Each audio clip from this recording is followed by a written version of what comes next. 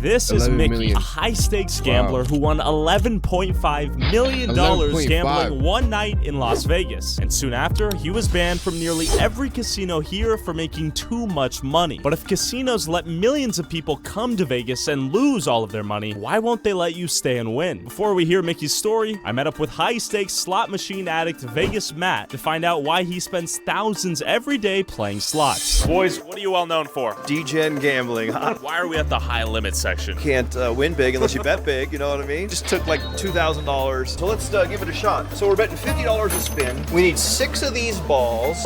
It's flag. Come on. Are you addicted? Yeah, I mean, I certainly am never like gambling away my mortgage payment, but I love this rush. Right after 5 straight losses, Matt won 6 free games, and then a $1,600 bonus. Wow. This does not happen all the time. But like I always say, you know, the only way you really truly lose is if you quit. And 5 spins later, he was up another $3,000. So is that skill?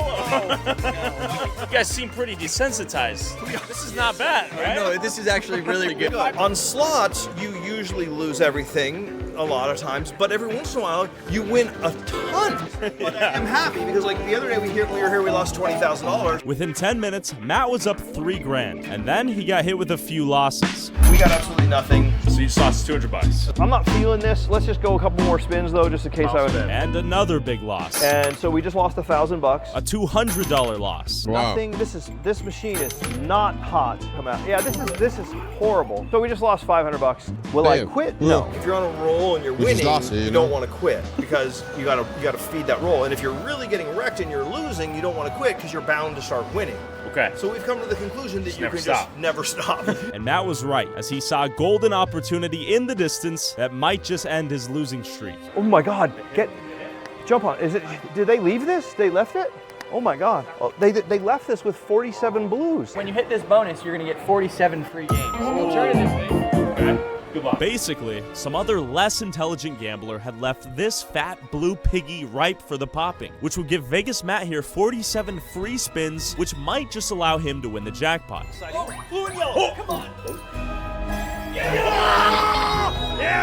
We won $1,800. That's a good bonus for sure. Yeah, that was a lot of fun. So we're up $5,332. The Sun Tzu and Alexander the Great of gambling back here. These guys were good. But before Wow. you go to your local casino and gamble your life savings on slots, I want to introduce you to Mike Malone. I lost 6K last weekend. Been going fucking bad. I flew to Sacramento to hear the story of how Mike ruined his life gambling. When did you start gambling? At what age? Well, you know, the gambling fascination started probably at the age of about 8. I remember my parents, you know, gambling a lot. I started doing poker tournaments when I was about 16. And then once I turned 18, there was a casino in town. It's called Jackson Rancheria Casino. That was 18 and up. So as soon as we found that casino, Wow. we started going there. And that's when the real gambling stuff pretty much started with me. And how does it progress over time? You know, when I started, it was small stakes. It was like $5, $10, you know, little home games, playing with the boys. You know, I was young when I started at 16, but when we were at the real casino at 18, got myself a job, so I had a little bit of money coming in. $6 an hour back then, so it wasn't much, but I didn't have any bills. I'm young. I'm still living at home with my mom. So, you know, I take the money, try to go gamble, and it's just that high that you get when you get this easy money. You know, nobody wants to go to their 9-to-5 job and work. Sure. You know, that's the problem about gambling, you know. Okay. I remember there was times my dad, he would take me to Lake Tahoe. My mom doesn't know about this. And it'd be late at night, you know, probably 12 in the morning. And he'd go in there and play blackjack. I'd sleep in the car, and he'd come check on me, you know, every couple hours, make sure I was still alive. So, you know, the gambling addiction, I guess you could say it runs in the family. Ran into my big problem. I was about 21 years old. I found out what online gambling was. So Wow. I started betting online, sports betting, blackjack. I was getting lucky. You know, I turned my $500 into a couple thousand. So here I am, 21 years old. I have a $10,000 credit card. I just got a brand new apartment. I got a 99 Eclipse convertible. So I was on top of the world. At the time, I was working at Olive Garden, waiting tables. You know, I'd work the morning shift. I'd maybe make $50 in tips a night. Finally, I just said, you know, why am I gonna come here for $50 when I can just go home and gamble on a sports game and make $100, $200 real quick? So I quit my job at Olive Garden. Did that for about 2 years. About $11,000 here. We're doing fucking amazing here. Jiller's fucking amazing. Let's give her a $100 tip. That's for you. And then everything just went to shit. All right, so I'm out the cage right now. I got more than 4K. Why do you need my ID? Nah, just cash me out. She's on the phone about my $5,000 win. You guys don't make me sign anything when I lose money. All right, pay me out, please. Please. It's $5,000. Anyways, this is the life of a gambler, bro. Fuck, dude. You guys are a piece of shit. You know, honestly, like, I deserve better, dude. The online transition to me going to Reno and Lake Tahoe, I felt like that's where I started losing, at the casinos. Okay. Start giving you free rooms, they start paying your gas to come, and you think you're on top of the world. Just woke up and Thunder Valley called. Ooh, eating today, boy. Stop playing with me. Stop playing with me. No investments, no Out here investments. in Reno having a good time. You know how we do it. When I got a buzz, I gamble better. You gonna gamble, Daniel? Yeah, baby. And they treat you great, you know, they treat you like a king. And I was going there probably every other weekend, but the losses were starting to wipe me out. My bankroll, like I said, I was at about 15,000. Before I knew it, everything was gone. I didn't have a job. They got my car, got repoed. So I'm broke. I have no car. I just started this new job. You know, I was going to try to get some money together, but I was probably about 5 or 6 months behind. Even to pay it off, it was going to take a couple months just to get back on track. But with interest, I was at 16,000. Can't make the minimum payment. Had to move back home with my mom. Was collecting unemployment for about 6 months. I always wanted to start a landscape business, so that's what I did. I moved home. I started a landscape business. You know, now I'm running a 6-figure business. I have 7 employees. Life's good. That's awesome. You know, I'm really blessed. Well, you and flip things it are good around. now. How much money do you think you ultimately lost gambling lifetime? I would say anywhere between 200,000 and 300,000. You know, I've gone Huh. broke probably Dozen people over a that lost dozen more. times. Risked my rent money to gamble a couple times. But yeah, there's been a lot of bad times. Sure. Gambling will just tear you apart if you're not careful. These casinos aren't built on winners. People get divorced. People have lost the house, cars, you know, you name it. Years later, do you still gamble? I gamble every single day. Figgity. The first thing I do when I Figgity. Figgity, you have learned nothing. Yeah, bro. So if I lose $1,000, it's done, and it's just what I like to do. I guess you can call it a hobby. I do have anxiety still to this day, and I think it could be stemmed from gambling. And when you lose, that's when it kind of hits you hard sometimes, and you know you might get depressed, and then it goes away. You know, the next week comes and life goes on. You know. And as Mike tried to warn against the evils of gambling, the casino security did not want him to finish his story and told us to leave and stop recording immediately. Casinos are evil! Casinos are evil! Turn it off now. Casinos are evil! Can you stop recording? Yes. Mike was a clear example of just how bad gambling can be if you take it too far. Or was he simply just not made for the game? I met up with one of the best gamblers of all time, Mickey, who has been banned from nearly every casino in Vegas after winning $11.5 million in one gambling session. I'm not cheating, and if I was cheating, they definitely would have caught me by now. Then I must be doing something the casinos thought was impossible. I do have a plan that could bring every casino to their knees, and I may pull the trigger on this and watch these casinos burn. And Mickey, how many people are banned from casinos like you?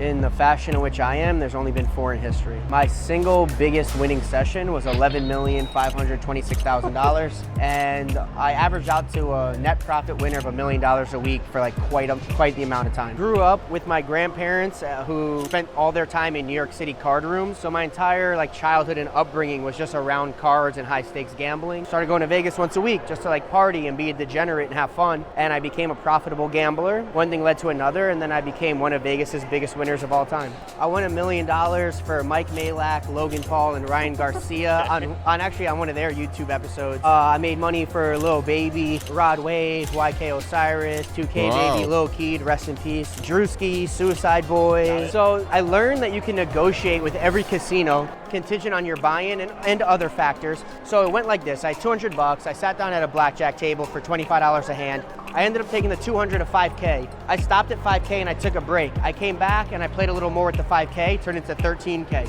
Took another break, played the 13. 13, I ran it up to 26,000. I took another break. I played with the 26,000 and I ran it up to something like 125,000. Wow. But I really had nothing left to lose. It was only a $200 buy-in. When I'm at the 125K mark, I went to another casino and I negotiated higher limits. I turned the 125 into 350 and I turned the 350 into 800. Do you have a background in like statistics, math? I think it really was just in my blood. It's like what I grew up with. The same like some of the top musicians or top athletes. They were born possibly, you know, like with an above average ability, and they studied and practiced it their whole lives. And they just kept like working and cultivating to perfection or close to it as they can get. When you're gambling in Vegas full time, making millions and losing millions, are you addicted at the time? No. Well, I think there's a difference between being addicted and being an addict. I would say that at worst, I have teetered on being addicted. There's a casual gambler, there's a social gambler, there's a hard gambler, which is what I ended up being, and a hard gambler, which is usually hard to tell the difference between a hard gambler and a gambling addict. They both exhibit all the same character traits. And the difference between the addict and the hard gambler is that the hard gambler can stop and stay stopped with the right external force. So if my girlfriend says, hey, I'm gonna leave you if you don't leave this gambling table and make dinner, and the same situation happens to the gambling addict sitting next to me, I'm the only one out of the two of us making it to dinner. The addict's gonna stay behind and lose his relationship. When Mickey gambled here full-time before being banned, Vegas would treat him like a king, enticing him to stay here 24/7 in the hopes of him losing millions here at these tables. What would they do for you? Would they throw a jet your way? Get you some pretty ladies to give you some sushi on the plane, or what? Yeah, they gave me a 200-passenger jet for myself, and I can use it as often as I want, as many days as I want, go anywhere I want with it. They let me have a residency in all the villas. Another casino gave me a Rolls Royce. They furnished one of my penthouses, VIP access to everything. In their mind, they go, well, we spend $1, $2, $3, $4 million on amenities for him. He might lose $10 million, and they leave as a winner $6 million. So for them, you know, it's like an investment. But unfortunately for them, it never paid off. I never lost it all back. So, what are your thoughts on the whole online gambling scene right now? I've spoken to every owner of every online casino in the world, and they all want to make a deal. They all like understand that I would have the highest conversions of new players. Every one of them has offered me like unbelievably substantial money. Every contract has gotten so far where right before signing, I say I'm only signing this if you allow me to live stream me looking at the vulnerabilities and auditing your company. And that's the exact moment that the contracts seem to stop going back and forth and just die out. So I would take by process of deduction that they're fearful that I'll expose them for immoral, unethical, or unfair advantages against the player. I have no interest in causing anybody harm. Got it. I could have made so many millions of dollars by peddling garbage, promo on my Instagram. I've never done it. I've never done paid promo. The legend. The best gambler in the world, bro. You're the man, I learned bro. a lot from this man. He's more Really? than a mentor. He's more than a gambler. He's the truth, bro. With fans everywhere showing love to Mickey, I wanted to see if he could show me how good he was at gambling at one of the few casinos in Vegas that he wasn't banned from yet. All right, we got 500 bones. How much can we turn this into? It's either gonna be 0 or it's gonna be 2,500. I'll do the gambling, you be my coach. How about that? Whatever you want. When you come to the casino, are you playing any of these games? Slots? Yes, sir. Nah, never. And they're a huge disadvantage to the player. You are statistically likely to lose roughly 98% of the times. Okay. So you're always running at a net negative. And it was time to test Mickey's skill and see if he could make me unfathomable riches with only $500. He's my coach. All right, can I see your IDs first? Are you 30? Am I 30? 30? Well, you look like that. Damn, that Damn. hurt. And so we warmed up with Pagao Poker, which is quite literally designed for people so drunk they can't make logical bets. We have ace high, which beats her queen high, and then we have 2 pair, which beats her no pair. So we win. Simple as that. After doubling our money and getting used to the cards with Pagao, we went and played blackjack to make some real money. So why did you hit on the 16? What's the strat there? After a few more games of blackjack, making the statistically correct decision every hand, we were up 1,310 because we also chipped out a bunch. We nearly quadrupled our money. What is our end goal right now? To 5x, so we're trying to take that 500 to 2,500. Make it happen. And after a few tense games of blackjack and baccarat that they would not let us record, Sadly, we did not lose everything. In fact, how much did we win? We 5x, we got 2,500. The point of this was to show that we lose all our money. But sadly, Mickey's too good here. That's exactly what we did. We stuck to schedule, and we won 2,500 from 500, just as we planned. But for the average person gambling, that's probably not going to happen, right? And that's why I was a little nervous to like play. I don't want people to think that it happens for everybody, that it happens all the time. I don't want people to see this and then be like, I'm gonna go spend my last 500 because it'll become 2,500. Way more likely that their last 500 becomes 0. If the game's supposed to be 50-50, then every player should win half the time and lose half the time. It makes perfect sense. But in real life, what happens is almost every person who plays Baccarat loses. How Bro, are they I'm not all playing that lifetime shit, bro. losers in a game that should always make them I ain't risking my life on 50-50, bro. break even? That's why it's 75 over here, you heard? 75. 85 over here, man. A good 85 to 5 for my way.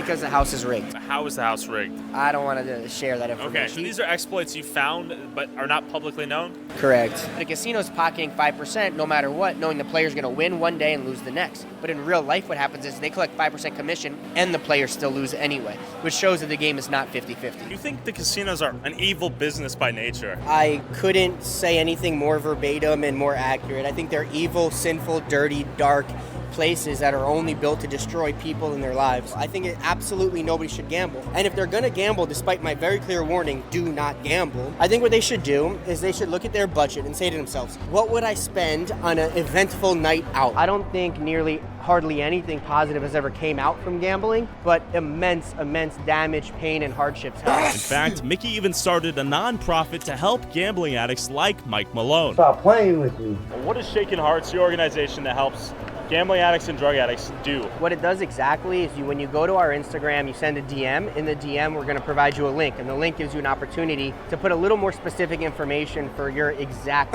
scenario. And depending on whether you select mental health or drug addiction or gambling addiction, you get paired with a professional from that exact topic, and we help facilitate whatever it takes to get you the help. So we do everything totally free of charge. Everyone that works there is a volunteer. And Yo, get Fousey. Yo, get Fousey. Get Fousey. Mental health, please. Just really happy to be able to create something to just I don't give want back. the government on him. I don't want the government on him. Wow. You shouldn't gamble. You're not built like him. He is him. Is that accurate? I would like to say it in more humble words, but sure. Go follow Mickey, Mike Malone, and Vegas Matt, link in the description. Also, whoever has the most viewed TikTok or YouTube short using a clip from this video, I'll send you $500. Post however many times you want, but you must tag my TikTok/YouTube @ and put YouTube Tyler Oliveira in the title/description. Last week's winner was this guy. Go study him, and good luck, guys. Good luck, guys.